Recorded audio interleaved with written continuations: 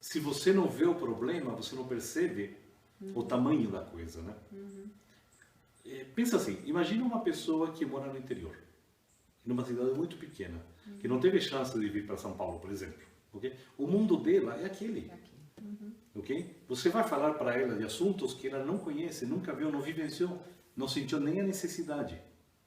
Okay? De repente, se ela vem para cá, ela leva um choque de realidade, quando volte, ela vai começar a se questionar sobre uma série de coisas. Mas a tendência dessas empresas que você cita é não olhar para fora. Okay? E se você não olhar para fora, se você não tem referência, não tem parâmetro, então você vai morrer desse jeito. Olha, se você realmente está apostando em inovação, o erro faz parte. Mas eu acho que deve ser um erro calculado. Okay? Eu sou contra aquela história de tentativa e erro. Okay? Eu acredito que a pessoa deve ter uma boa base teórica, ou seja, deve ter todos os instrumentos para, a partir daí, criar alguma coisa nova. Okay? Se você não prepara, se não dá a base, é chute. É simplesmente brincar de vamos ver o que acontece. Né? E não funciona assim. Ou seja, quem inova tem toda uma metodologia para fazer isso. Okay? O erro, como você diz, faz parte, mas o erro calculado. Okay? Se você não tem um ambiente preparado para isso, okay? Se você não tem os procedimentos, o erro é, digamos assim, vai ser mais natural do que apenas um acidente. Né? Pensa o seguinte, você primeiro precisa assumir um compromisso público, que você realmente é pró-inovação. Segundo, obviamente você tem que gastar naquilo, gerar infraestrutura. Você tem que ter um time comprometido com aquilo. Porque não basta ter uma ideia. Ideias, acho que todo mundo tem o tempo inteiro. A empresa tem que ter a capacidade de identificar a ideia, separar aquilo que realmente vale a pena do que não vale, e se você identificou que vale a pena, bom, vamos abrir as portas para aquilo funcionar. Tem uma frase que para mim é terrível, porque nos define muito bem, que diz que se o Bill Gates fosse um empresário no Brasil, estaria vendendo CD pirata na esquina.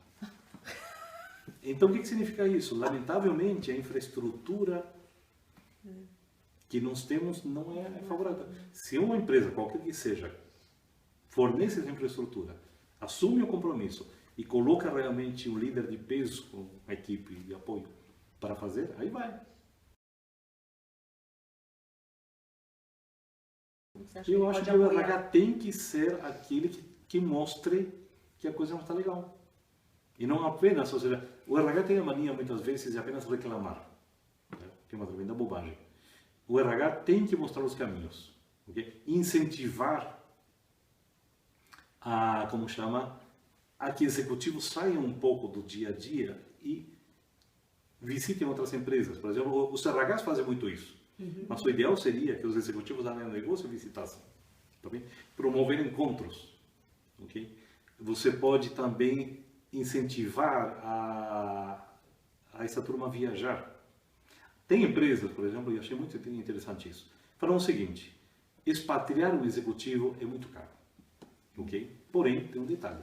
Você pegar um executivo de um lugar, de um país, e mandá-lo para outro, dá a esse executivo um nível de aprendizado que nenhum outro curso vai dar. Porque tem os componentes culturais, tem a história da adaptabilidade, da negociação com a família, de você entender, é uma coisa louca. Então tem empresas que estão fazendo isso. Tiram o cara daqui, põem em um outro lugar, daqui para outro. Tal.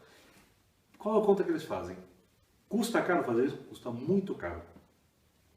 Mas depois de 10 anos, por exemplo, você tem um executivo top de linha, treinado, se sentindo reconhecido, custando a metade do que ela pagaria pelo mesmo cara se fosse pegar no mercado. Então esse investimento que foi feito com a expatriação acaba compensando. Então o RH, por exemplo, tem esse papel. Eu falei, nossa, por que vocês não pegam o nosso country manager do Brasil e manda para, sei lá, o México? Apenas para identificar a América Latina. Para entender o que é o mercado do tamanho, talvez, do Brasil, com uma cultura de negócios totalmente diferente. Uma forma de desenvolvimento. Né? Claro, dele. Para o cara se adaptar, para o cara perceber, composição que não se fechar. Aprende na prática. Aprende na prática, claro. Já. E eu sempre falo, quando contrato gente, isso hoje em dia está muito mais simples, mas antigamente eu sempre falava, o candidato ideal para mim tem que ter viajado. Não me importa se ele foi para o Paraguai, mas ele tem que ter viajado. Por quê? Porque ele tem que entender que as coisas podem ser diferentes. Não digo nem melhores nem piores. Eles podem ser diferentes. No momento que você aceita que as coisas podem ser diferentes, sua mente já abriu. Então você está mais preparada para lidar com coisas. Não, as coisas sempre têm que ser feitas dessa forma. Isso é inovação também.